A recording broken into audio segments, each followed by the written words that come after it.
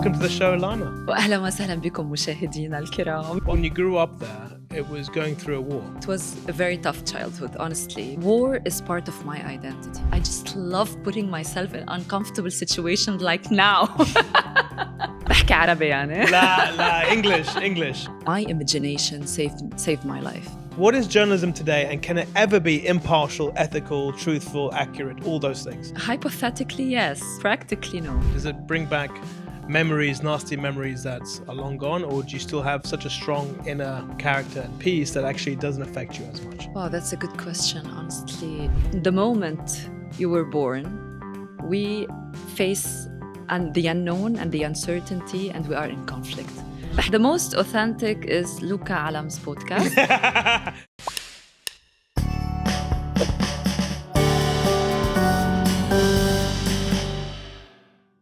On today's episode of Luca's Inside Track, I'm joined by Lana Medawar, a TV personality, a radio star, a podcast host, and now a content creator. Lana's journey has definitely been extraordinary. She grew up in southern Lebanon during war, and she recounts her story of what it's like to grow up in a place surrounded by massive amounts of conflict. In fact, conflict is something that's followed her entire life. She's now turned to mindfulness, mental health, and finding inner peace to overcome all the adversities that she's had from a very early age. So join us on today's episode. It's going to be a cracker. بلشت تغير نظرتك للحياة، صرت تشوف الأشياء بطريقة مختلفة، وأنا بعد 30 صرت أشوف الأشياء بطريقة مختلفة. المدينة بدها تعقد بس مليانة ناس سواح.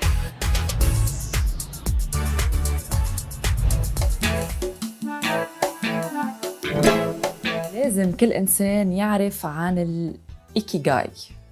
دغري خطر ببالي إنه شو الإيكيغاي، إنه أنا هذا الاسم شايفته قبل بمرة على الرف. شهر ممتع من القراءة موجود بعلبة الإلهام من نادي قراء سولست لهيدا الشهر. هل برأيكم رضخ أحمد لقرار أهل البنت يلي بحبها وتركها؟ شوفوا ما كان سهل على أحمد أبداً يترك هيدا الحب الدافي يلي إجا ليعيشه مشاعر كتير حلوة، خاصة إنه هو فقد والدته وكان عم بيمر بفترات ضياع واكتئاب. Thank you, Luca, for inviting me. Thank you so much. It's my pleasure. Did I capture most of the things that people know you for? Yeah, very much. It's difficult because you've done a lot of different things. Wow, yeah. You've done a lot. Much. You've done a lot. It's too much, actually. Yeah, sometimes I feel like confused. Yeah.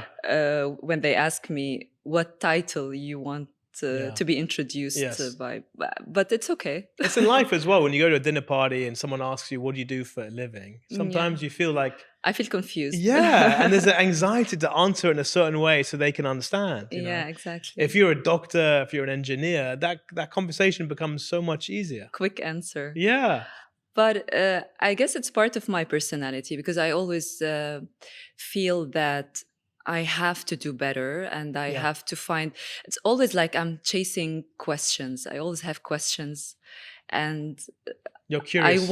I'm curious to find answers for these questions.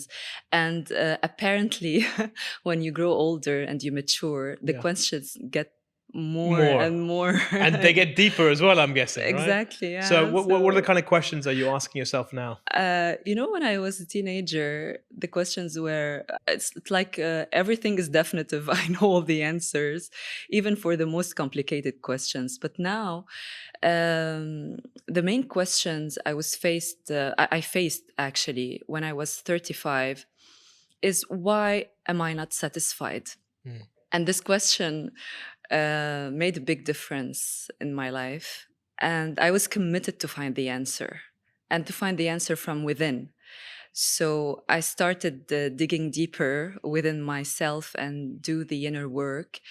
And honestly, I found that, okay, people were not happy all the time, and it's normal. Yeah. But we have to live in peace. Yeah. We have to feel the peace from within. Yeah. And to find this answer, I went through like lots of readings, and I did my own therapy. And then I discovered that all my childhood traumas, all my past experiences, all my limited beliefs, were taking me to a very turbulent soul. Yeah, You know, bad I place. was Take living you to a in bad place inside. bad places, exactly. Yeah. So the past was like, I don't know, having a grip on me. I don't know if it's the right It got a way. hold of you, yeah. Exactly. And when I released the past Yeah. and released myself from my old emotions, Yeah. my bad emotions, Yeah. I feel free now. Like a you huge know? weight is gone, right? It's lifted Exactly. off. Mhm. We're going to get into all of that. You've got an amazing story. Your past, you grew up in war-torn Lebanon, but then you've sort of made an amazing career from a media perspective. Then you've reinvented yourself. You know, every few years you go through this reinvention period as well, which I want to talk to you about as well. But before we do all of that, you brought a very nice, colorful mug here, Lana. Right? Exactly. For those who can't see, what's on the mug? What's Can I going be honest? I bought it for the occasion. Okay. From the gift shop. Yeah, I love from Beirut airport, Love actually. Love it. Because I don't have a favorite mug, but Okay. I wanted something to be like meaningful Yes, and expresses my roots and my identity. very nice. So it's a mug of Lebanon, right? Lebanon with all these beautiful places, Byblos, Baalbek, you know, cedars. So what is Lebanon? It reflects my identity. I love it. What does Lebanon mean to you? Talking about the mug, what does it mean to you? Oh my God, it's my love. It's the soft place I have in my heart.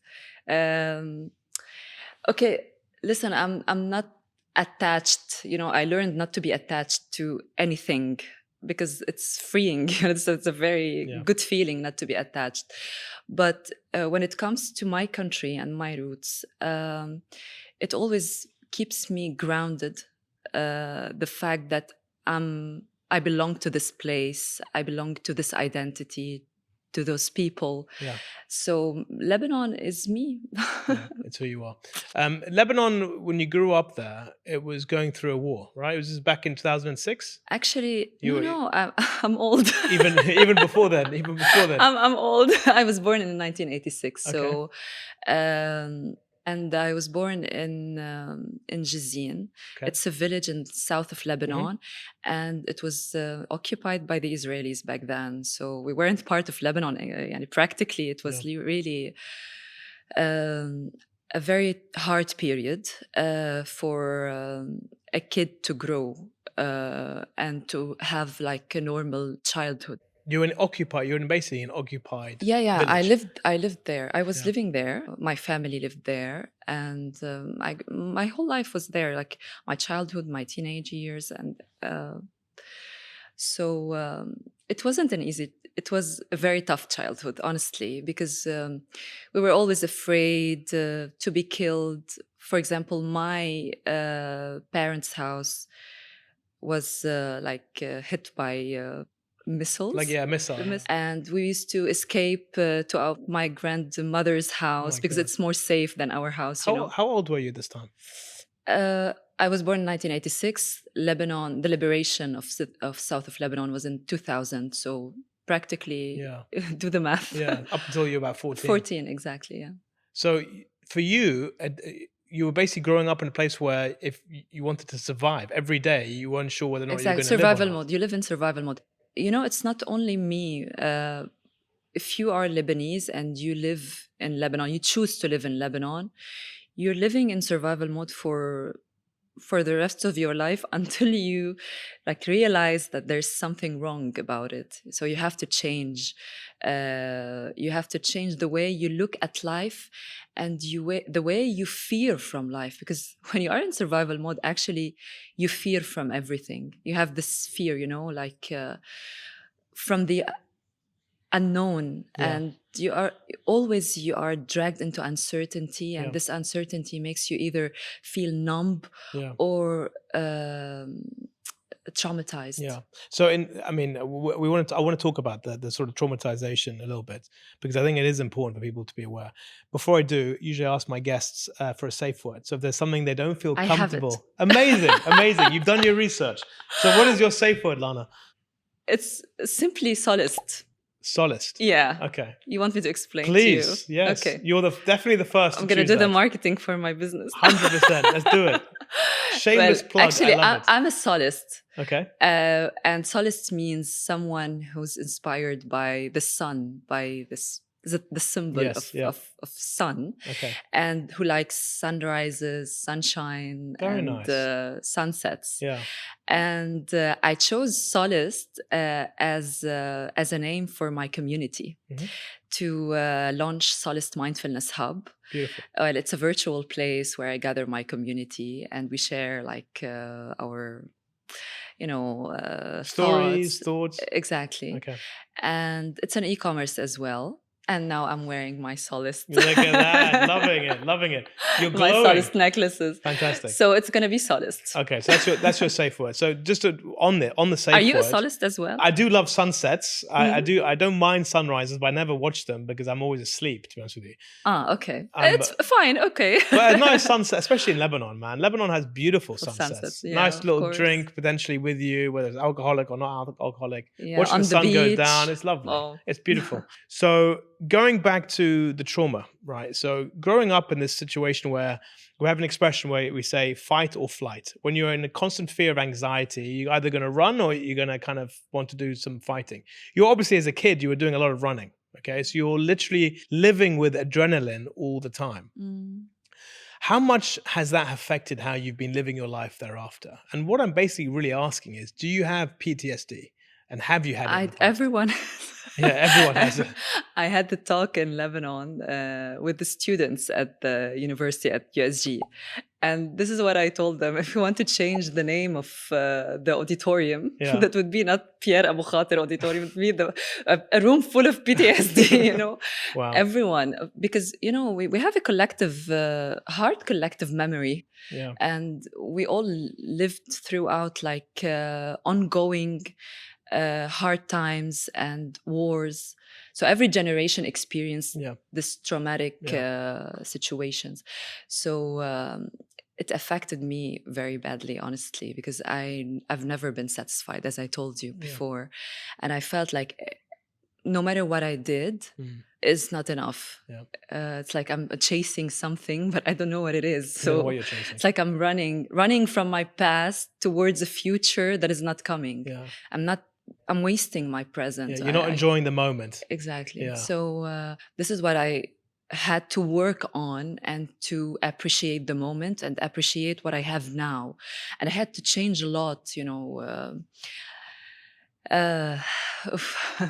I took lots of decisions that were uncomfortable for me just to find the peace from within. What kind of decisions are you taking? A lot. First, I moved out of Lebanon, and I decided to stop working in politics. That was a big decision for me because I've been working in this field since I was like 19 years old, and it was my passion. But I realized that it's not fulfilling anymore. And if I don't have the ability to actually change in real life in my country, I don't want to do this work anymore. So I had to just like cut with the past and diverge to another future or altogether. Yeah. So you were 19 when you got into media. These are one of the decisions that I can share. I'm sensing there's more. You want to but use I'm your not safe going word. To share. You want to use your, that's what you can use your, it's okay, I understand. I can read between the lines. Yeah. So you started your career in media, it was 19, right? You 19, you were on radio, is that right? Exactly. And then you got into TV, okay? And then people started to know you in Lebanon as a TV anchor, right? And presenter. And you were about, what, 21, 22, 23 at this stage, give or take. Where did you think your career was going at that point? So if you were to cast your mind back and say, right, because most people, when they get to that sort of position at that young age, they're super happy. Of course. But you weren't happy, were you? My ambition was to like dress nicely, do my makeup, and just look fabulous. Yeah. And do interviews and sit in front of the camera and talk. This was my ambition, actually. And I don't know, when you realize one dream, you start thinking about the other. But it's not only about a professional path, it's a personal discovery. So when you start to discover yourself and your weaknesses, your strength, and your purpose, everything changes also. first it was very superficial. It was like the dream of little girl to be on camera. Yeah. Because when I was a child, I used to pretend being a presenter like the whole time, like literally. And this was my favorite game or play with my friends at school.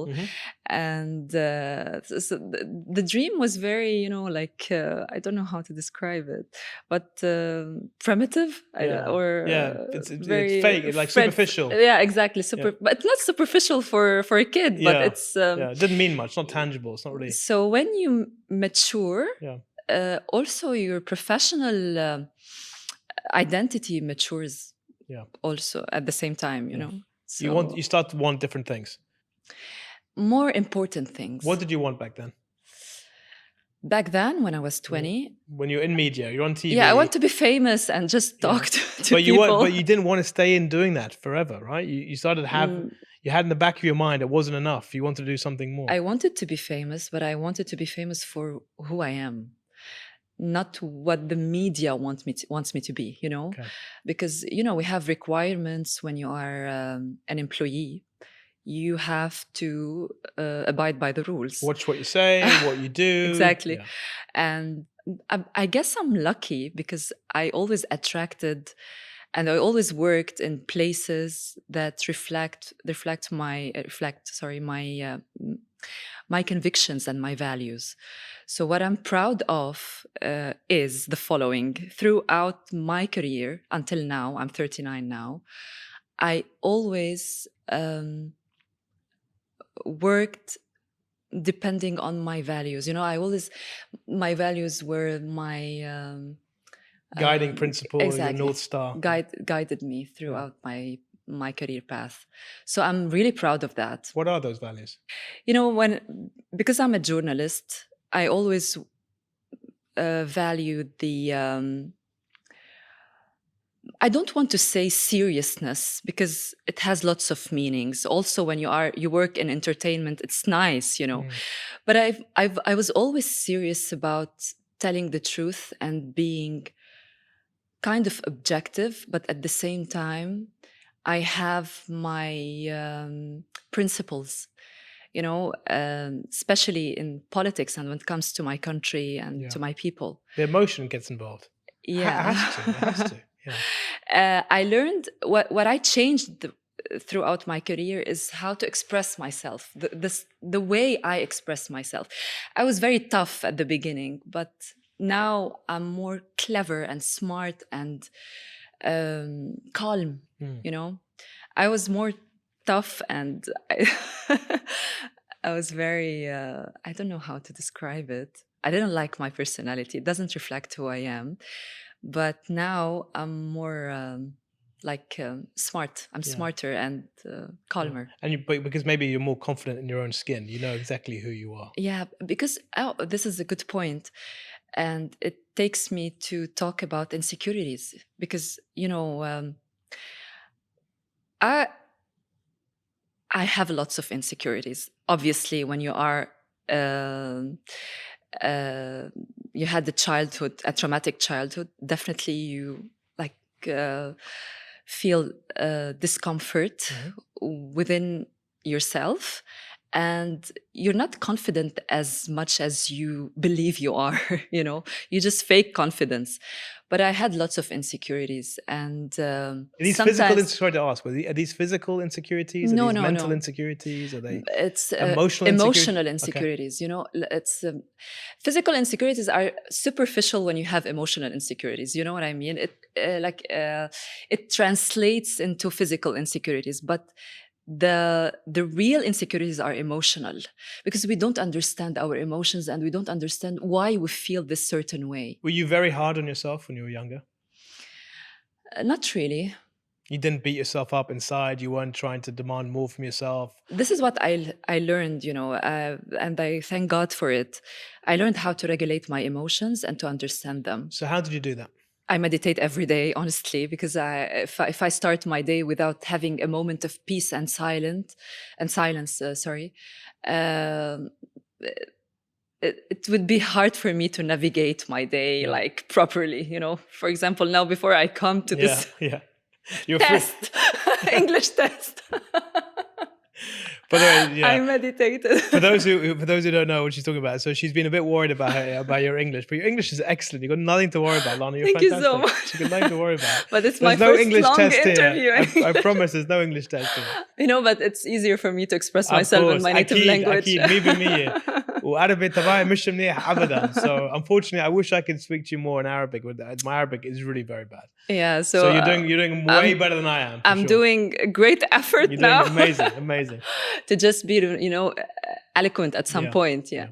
So. But sometimes language, sorry to interrupt, but language it's just an expression, but people can see who you are without necessarily having to say the words. You know what I mean? Like people can know who you are without necessarily having to understand exactly the words that you're saying. Exactly. Because your body language, how you're coming across, the energy that you're giving. So it's not about people, it's about me, That's like the image I want to reflect about myself. I want to express myself properly. Yes. To understand just to express my ideas and my your thoughts and get it out. Yeah. So mindfulness is something very big for you. So I was telling you, I meditate, I journal. Whenever I feel like overwhelmed with emotions, I sit with my emotion and I write it, like jot it down, or just like sit in peace, in silence. Yeah. So silence taught me a lot. And I'm naturally an introvert person. I like to sit with myself, with my solitude. I like my solitude. Yeah. But you were on TV. I mean, know. You don't get many TV presenters and journalists who are introverts. I always tell people I was a very bad reporter because I had to go outside and talk to many people during the one day. So it was like too hectic for me. So being a TV presenter is different because I sit in the studio and like I have guest or two or three, whatever, but it's okay. But like being a reporter, you have to deal with lots of people. So it wasn't my thing at all. No, I'm an introvert and I like my place, my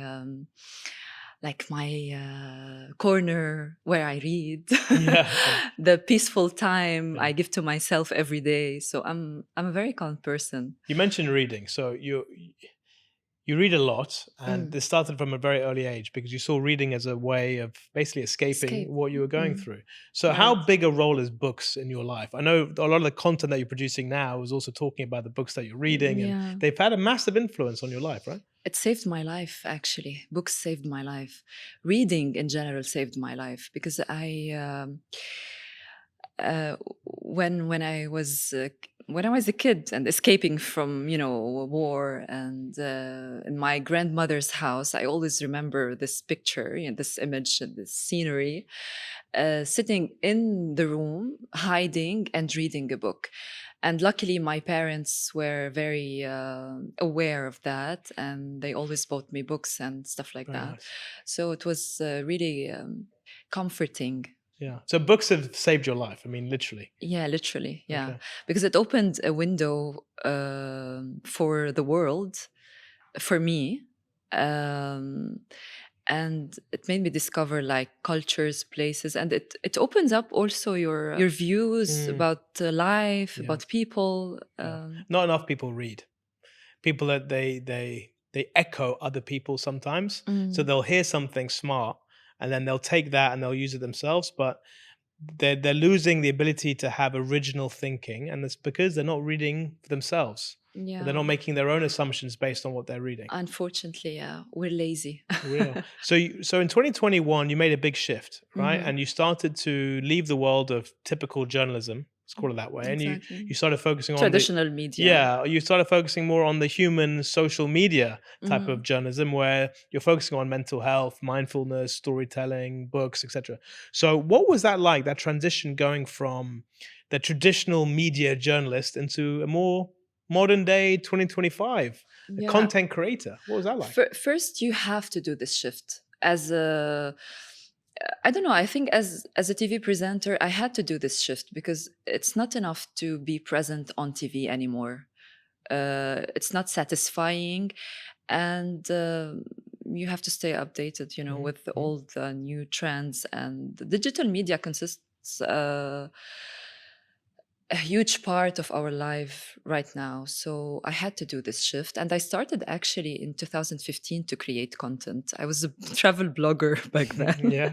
I created something called Lana's Footprints. Okay. And the experience lasted for like 2 years. And it wasn't a success. Okay. Because I didn't know how to navigate the business part of it, Yeah. how to turn it from just like a passion to travel and talk about culture and history and whatsoever, to monetize it. And back then, actually in 2015, like the concept of content creation was like, it doesn't exist at the time. So I had like lots of experiences until in 2020, I decided like, okay, I want to produce content for social media. And I had lots of experiences. Like I did a podcast. I had this idea that I want to inspire people. Like I have to create content, inspirational content.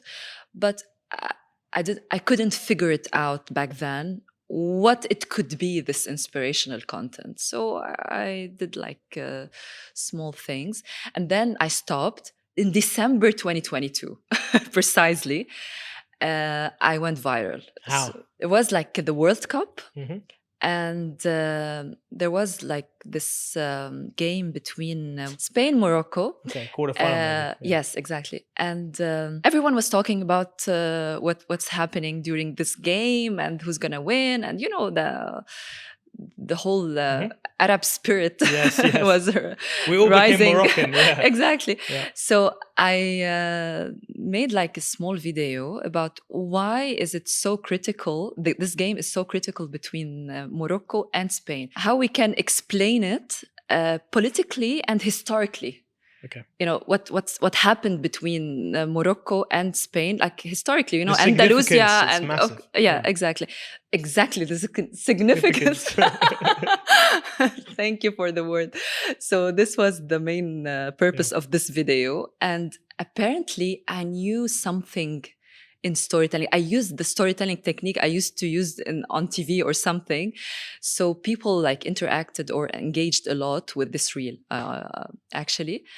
And it started from there. And it gave you confidence that you can actually start doing this regularly. It's like I understood something, how I should talk about books, because it was about book. And because that's your passion. I recommended the book. Yeah. I told people like, if you want to know more, you have to go to this book and read it. And it's a story about people Andalusia. need to focus on what they like and what they're passionate about, rather than talking about things they don't know much about or they're not passionate about, right? But you tapped into something that you loved, right? And then other people resonated with that. So it's great. But we're not always lucky to find the answer. We're not always lucky to find the path, the right path, or the successful path to talk about our passion or to show our passion.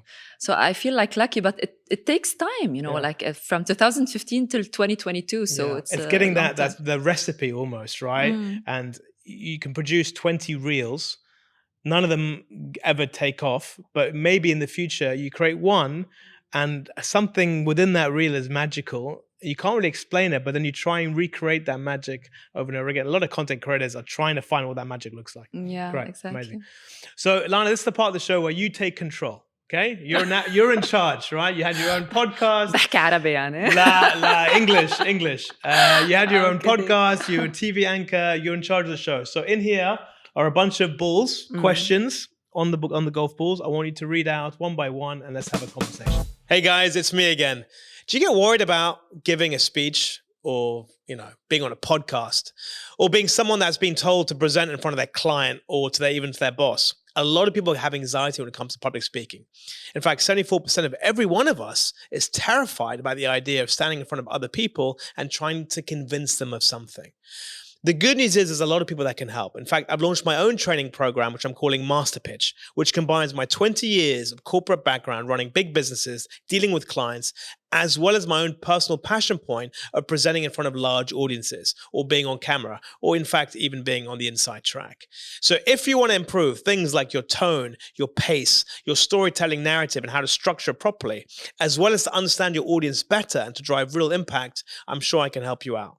Whether individual level or at a corporate level, my Master Pitch training program can definitely make you a better public speaker. So drop me an email at info@lucaallam.com or check out my website, lucaallam.com, if you want to find out more information, more details. Right, let's get back to the show. Sympathy cripples, empathy relieves. Agree or disagree? So sympathy cripples, empathy agrees. So let me explain the context why I'm asking this. Mm. A lot of people they mix up sympathy and empathy, okay? Empathy is about understanding, basically. It's about understanding someone else's perspective without any bias and really listening to them. Sympathy is about feeling with them, right? You start to, something happened bad to them, Habibi, I'm so sorry, it's, must be going through so much. That's more sympathy, but empathy is more about understanding. So the question here is saying, when people sympathize, are they crippling that individual? Because all they're doing is they're putting themselves in their own shoes and they're not actually helping them. Mm. And there's empathy relief because they're able to get it off their chest. Do you agree or disagree on that? Honestly, subject? I describe myself as an empath. 100, great, amazing. Yeah. And this helped me a lot in my career because, I work with people. And when you meet people and you talk to them and you invite them to share their deepest emotions and scariest experiences and traumas, for example, because I used to do a show called Nothing is Impossible. So I had to talk with people on a very intimate level. Empathy helped me a lot because I can mirror you, I can understand you immediately. So that's why I describe myself as an empath. And for the sympathy part, I don't like when people yishfa. I don't know how to translate it. Feeling pity. Yeah, exactly. Feeling pity for someone, and I feel it's a cheap. It's a cheap to for example, if I'm meeting someone with special needs or someone who lost a loved one, I don't like to make them feel that they are weak. Exactly, or because it cripples them. Exactly. It makes them, it hurts them. Exactly. But people try and be sympathetic, but actually it hurts the person more than it potentially helps Because them. we are judgmental, Luca. We tend to judge people and judge their experience and feel that we are superior. So that's why it's a very nice quote, by the way. I like it. And I've never thought about it this clear. Yeah. So you made me reflect on it. But yeah, I agree. Totally. I love it. We're off to a flying start. You win. Flying start. Okay. Tell the truth in an uninspiring story. Mm-hmm. Or story tell the truth for recognition. Some stories are quite boring. Yeah. Right? They're not inspiring. Sometimes people, to make them more exciting, they what we call story tell. They lie a bit. They exaggerate it to get recognition. So is it better... Salt and pepper. Is it better to tell a really boring story, right? Or to lie a little bit, story tell to get more recognition? No, the second one. So you're in the business of storytelling, right? Yeah, so of course. Sometimes stories are boring. So do you need to add in a little bit of... It's not like boring stories. It's I don't know the percentage. It's like 15% of what you say is about the words, but the rest is about how you say it. Yeah. So to tell an interesting story, you have to have the skill to tell it in an interesting way. Yeah. Body language, eye contact, exactly. Tone, delivery. And it's not like you're lying, but you're adding drama to it, you know? But a lot of people they do lie a little bit. They do stretch the truth in order to make that story get recognition, to get those clicks. And people will guess that they're not authentic. You think immediately. So? Yeah. It's like adding drama and adding suspense to it, but not turning the facts upside down or just inventing something that didn't happen. But it's a small line Yeah. between lying and just So you think performing. people performing. so people do it, but they'll be found out eventually because they're not I authentic. think people are very smart to catch the lie. You're an optimist. I like that about Very you. much. I like that. I like that about you. It's part of my personality, Very honestly. nice. Okay.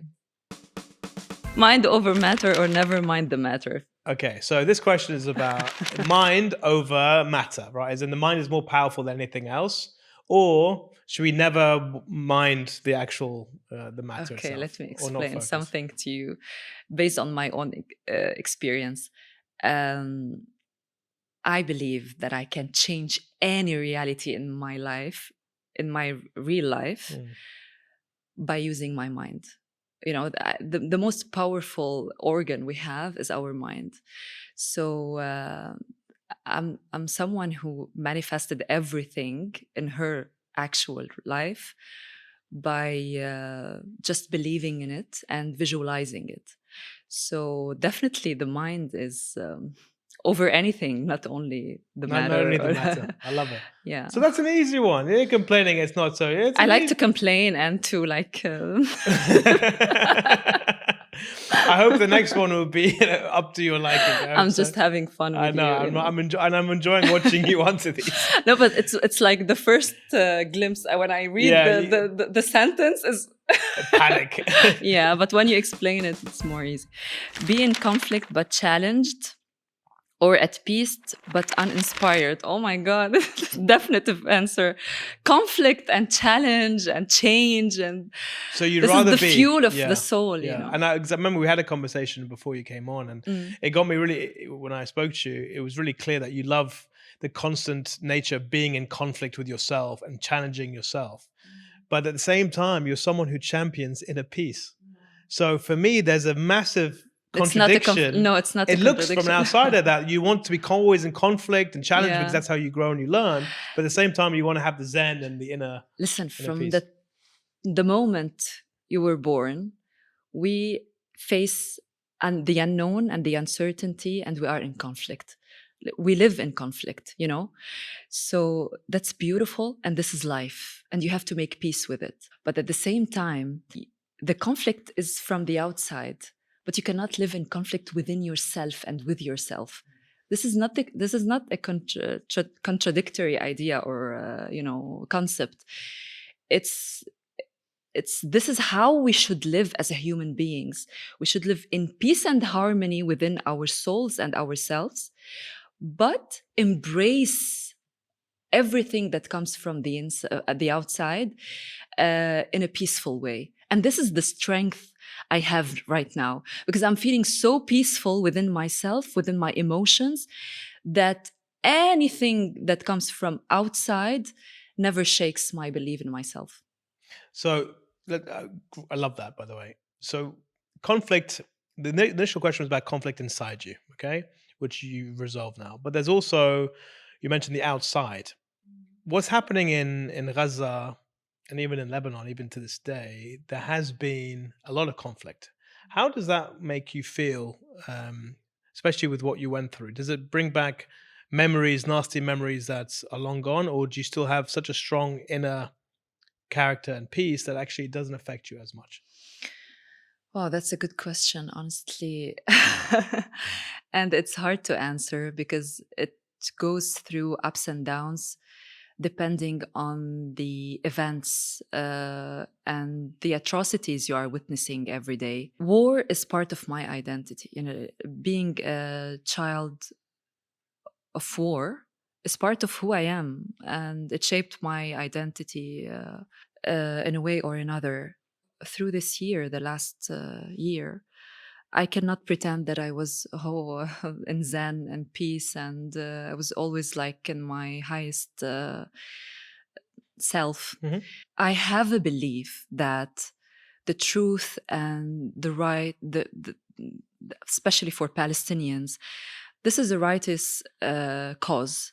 And I know for a fact, and I don't have any doubt that one day this place is going to be free.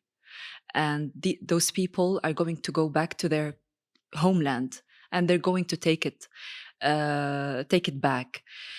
But when I live through these hard times and I witness these hard times, sometimes I feel hope, sometimes I feel despair, sometimes I feel helplessness, especially when you cannot do anything to change the reality, and you cannot like make any drastic change. I'm just doing what I know what to do, like raising awareness, talking about the Palestinian cause, talking about my country, talking about my people. I cannot pretend that I'm strong all the time and everything is figured out for me. But you have this deep sense of belief that one day the right will prevail. This cause will prevail. We will prevail. So this is what makes me like optimistic, positive, which is great, by the way. Which is fantastic. If you ever seen that, if you see a girl who's similar age to what you were, 11, 12, living in Gaza, and you're seeing what she's going through on TV or camera, like what's going on in her mindset? Because let's say someone was looking at you when you were younger and your house was hit by a missile, people in the West would look at that and go, oh, I wonder what she must be like as a young girl living through that. Now you have experienced some degree of living in that kind of conflict. What do you think that little girl is feeling right now in Gaza? Does she have the same? Are you feeling sympathy for her, which we talked a little bit about earlier, or do you have a different insight because you've kind of gone through it yourself? I'm gonna tell you something. I met one therapist. She's from Bahrain, and she was telling me a very interesting story. She went to Egypt during this genocide to just help Gazans to go through therapy, to do therapy. And she was amazed because they were like a group of therapists, and they were working with lots of people escaping from Gaza to Egypt. And she told me every test we did on them, on people who escaped war, we couldn't find any sign of PTSD. Imagine. And that was because this is their normal life, and this is how maybe they navigate their daily. They've just adapted, or they didn't have to adapt because that's all they've known. Exactly. So that's a very sad. I don't know how to talk about a girl in during war, but I can talk about my own experience, because I honestly, we have different experiences. But for a woman like me who was born and raised in war, I can say that my imagination and my brain, my mind, was the sacred place where I used to live in it. It's like this was my escape. I don't know if I want to call it escape, but I read a lot about childhood trauma, and I know that for kids like right now who are experiencing war, they don't feel it as it is. They always, their imagination saves them. And this is what happened with me. My imagination saved my life. And I was always living in my imagination. I was always picturing myself on TV and talking to people and reading books and doing interviews. So my imagination was my safe space. Lana, I don't know how much you probably do, but that's such a powerful insight you've just shared. Thank you. Seriously, like I've been doing this for a while, but that was extremely deep and extremely powerful. Thank you for sharing. When you see Lebanon now, southern Lebanon, being, let's face it, decimated, right? How do you feel about that? No matter what happened to us or what is going to happen to us, we will always fight back and resist. This is my khulasa. Because I used to give like political insights during war, and actually people were waiting always for my khulasa, we will always resist. We will never accept any occupier, or we will never be like weak, or we will create our own happiness. Honestly, despite everything happening or happened to us, we know how to create our own happiness. And it's not like we're living in a bubble or something. No, we understand life, and we understand our rights to live in our own land and to resist till the end. Love it. Let's do another question. Oh, let's see. I love it. It was too emotional, this part. I love it. Okay. Rank media in order of authenticity: TV, social, radio, podcasts. So rank these in media in terms of authenticity. You've got TV, you've got radio, which you've all been on, podcasts, which you've also been on, and social, right? Correct me if I'm wrong. Yeah. So what's the most authentic? What's the least authentic? The most authentic is Luca Allam's podcast. I love you. And then we go social, definitely. It's very authentic.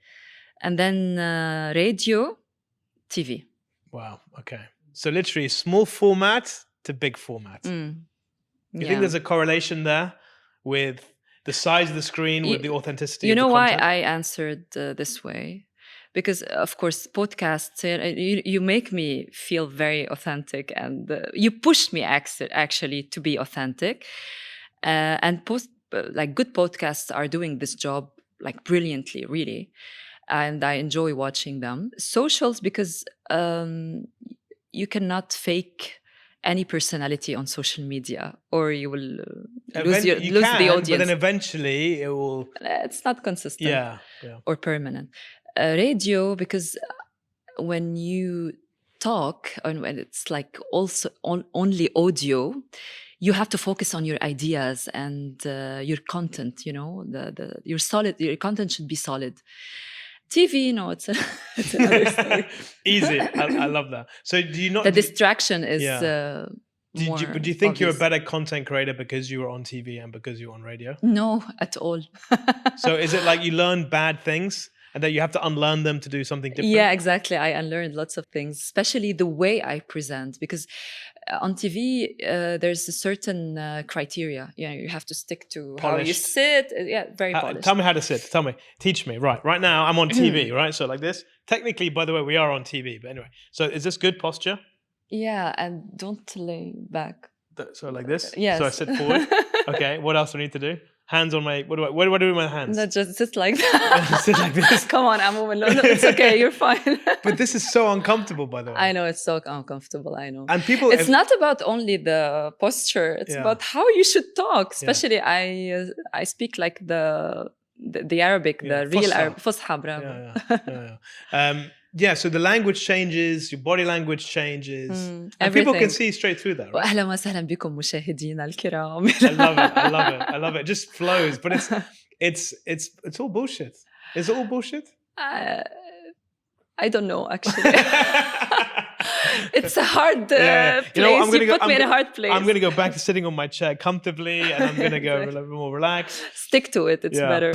Trust me. For sure. Is ethical, accurate, and impartial journalism a dreamer's dream? Now, you're a positive person. You are an optimist. Very much. Right. But the question is basically really asking, can you have impartial, ethical, truthful journalism, or is it literally just a dreamer's dream? We do our best. So can you or can't you? Is it can you journalism... want a definitive answer? I just want to know, is it can you... What is journalism today, and can it ever be impartial, ethical, truthful, accurate, all those things? Hypothetically, yes, but practically, no. So it is a dreamer's dream. It's not... But we aspire to be like that, because I want to be honest, because we work in institutions, in corporation. Plus you have to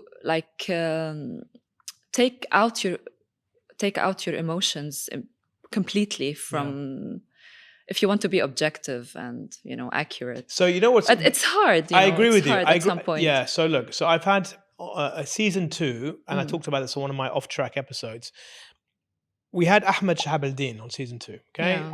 I told him that journalists in the West remain very objective. Generally speaking, they show no emotion when they're talking about horrific things. Not really. I've seen it though. Growing up in the UK, it was always they talk about atrocities, bad things, but you never feel there's a strong sense of emotion. Whereas you have the Arab journalists, it's all about emotion, right? It's an outpouring of emotion. They may not always be objective, but you can feel what they are feeling. Now, as an audience on social media, authenticity is everything. So when they feel a journalist being highly emotional and caring about what's going on, They relate to them. yeah. And I think that's the new world of journalism that we're going to get into, which is You going to know, remove that's- itself from being... That's a nice approach. And I've never thought about it, honestly, this way. But I wasn't talking about like only emotions. I was talking about stating facts, Yeah. you know, like... 100%. And that's what it should sticking be. to the truth. It always has to be the truth. Exactly. But how you communicate... Yeah. know, I'm is- from the second part. Me and you on the same page. Yeah, I'm an empath Yeah. by nature, you know. Yeah. So no, I have to show my emotion. It's not I have. It's like I show my emotions. But listen, there's a difference. For example, if there's like a very hard event, you're covering like I don't know, genocide, or you're covering I don't know, earthquake, or many people lost Bad their stuff lives. going on, Yeah. You're human, you know. You cannot not feel anything while you are covering, but because you are a professional, you have to know how to like but stay stay on that, manage your emotions on you, air. but to the point where I asked rank the media in terms of authenticity. TV doesn't give you that because it doesn't allow the journalists to actually be emotive, to be himself. But ironically, that's what people want in 2025. They want people to be themselves and report the news accurately, but with some emotion. Because at the end of the day, we're human. Unless let's get a bunch of AI just reporting the news and khalasna. No, we're heading towards that. But I still have to. You got 2 left in there. Okay, yalla. There's never been more demand to escape our reality debate. So right now in the world, with all the conflict going on, has there ever been more of a demand to escape the reality of the world? Look, reality is harsh, but recently I learned that escaping reality is not the solution or is not the answer. You have to know the reality and to accept it, but at the same time to create your own imaginary world and your own beautiful space, happy space, you know. Using many tools. Yeah, you can do it by yourself, but it's all in the mind, you know. But escaping reality is not the answer. Like you're escaping your problems and you're escaping conflict. This is not the answer. But it helped you and your imagination. It saved my imagination, saved my life to visualize my future. But I've never escaped my reality or chose to not face my problems. On the contrary, I was creating the life that I want in my mind and facing the truth to implement it. This is how... I don't know if I'm clear about it. It does. There are 350 million people apparently in the world who feel lonely. They don't have a friend. Really? Yeah. It's an accurate number. It's an accurate number. And there's never been more people playing games than right now. There's 3.5 billion people in the world play games. Yeah. Do you see any correlation with depression, loneliness, mental health, anxiety, and people looking for other ways to escape? Distract themselves. Which is gaming, it could be movies, could be virtual reality, could be more focused on AI solutions. Do you see that as a treatment, if you like, or a form of getting over depression, anxiety, or loneliness? Yeah, Luca, because we're not facing ourselves. We cannot sit with ourselves, with our uncomfortable emotions. With our there's a difference, by the way, between being happy with your solitude and embracing it and enjoying to live with yourself and distracting yourself from sitting with it, you know. So doing the work inside. Exactly. And then if you then want to enjoy doing 1, 2, 3, that's all fine, but really tackle the loneliness inside first, that therapy from within. Yeah, they're feeling lonely, so they distract themselves in where in reality we should face our demons. We should face our problems. We should face our past. We should face actually what made us feel unhappy. And we should understand ourselves. Discovering ourselves is a long journey, but I guess not everyone is ready to do it and to take this path, because it's hard. It's hard because when you decide that you want to change from within, you will lose lots of things. You will lose your community. You will lose lots of limiting beliefs. It's not easy. It's not easy to face the lineage, because it's like. But the other side is you'll lose things, but you'll gain things as well, right? Of course, but we don't. Sometimes we're not patient enough to wait for the. We want it now. Yeah, we want it now. Yeah. How much therapy have you had? Actually, my experience in therapy is very unique, because I started like for 2 or 3 years just reading books about psychology, self-help, self-development, etc. And I really took a long time just to understand what is going on, to just understand myself. And then I reached a point where, okay, Lana, you understand everything, but there's something, there's a work that has to be done. And I cannot do it like alone. I have to go to a therapist, yes, to a psychologist. So this is what I did. But the readings helped me to choose which type of therapy I want, which therapist I will call and ask for help. That's a great insight as well. So because a lot of people, they know they need help. They have no idea what type of help, how to do it. So doing that research. Start by doing the research, exactly. And you'll feel better because you've taken the first step into overcoming that. Absolutely. Love it. We got one more left. Yeah. Look at you. You're sad there's only one left, or so sad. Or relieved? No, really, it was an interesting discussion. Distressing challenges lead to the most inspirational stories. Do distressing challenges lead to the most inspirational stories? Flip it the other way. Can you have an inspirational story without going through that challenge? I always say growth and excitement and the life you dream about lies behind a wall called fear. And to just jump over this wall, you have to go through challenges and to defy them and prevail at the end. So challenges are the fuel of my soul. I just love putting myself in uncomfortable situations like now.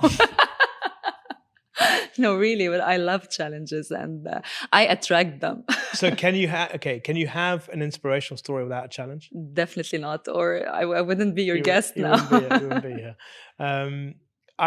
Usually how I end the show is I always give the guests an opportunity to either say something that they haven't said that's really important to them, or to ask a question, because usually it's the other way around, or I've been asking too much. So this is a blank ball, okay? Okay. You have the power, Lana. You can ask anything you want, or say anything that you want, and that's how we're going to close. I will ask. I have a question for you. Okay. Say something to Rasha to express your love. Oh, wow. Did she make you do this? No. We're Pisces. We understand each other. Oh, my goodness. So say something to Rasha to express my love for her. Yes. It's extremely difficult to capture what it is to love someone over a sustained period of time. First, we had a friendship. Then we had the dating relationship. Then we got into the marriage relationship. Then we became parents together. So we've had that journey. Rasha has been the one person in my life who has pushed me to areas that I never thought I could ever reach. Wow. I would never have done this show without Rasha. She has been my own north light, my guiding star. And I'm very fortunate to have a life partner like her, because she makes me do things that I would never normally do, to dream for things that I don't think I deserve, but she thinks I do, and to try and enjoy life as much as I possibly can, because before her, I wasn't really living and I wasn't really enjoying. Beautiful. So that's it. Thank you for God that. bless you, really. You should say this for Valentine's Day. We'll do it for next year. Yeah. We'll run it for Valentine's Day. Really. Like, Lana, look, I know you were a little bit worried about the language coming on and expressing yourself. But like I told you before, sometimes you don't need words to get across who that person really is. The energy that they give, the vibe, the smile, even the eye contact, all of it tells you. me everything I need to know. Whatever language you've got an amazing story, and I'm super grateful that you came on the show and you were sharing with us. Thank you for the opportunity, Luca, and I wish you all the luck. And already this is beautiful show, and your presence and your energy is giving it the spark. So thank you for inviting me, for the opportunity to be with you and to talk to your audience. Amazing. I love that. Thank you so much. And on that note, thank you for watching, for listening. Please subscribe, please comment, share the love, and you'll see me very soon on Luca's Inside Track.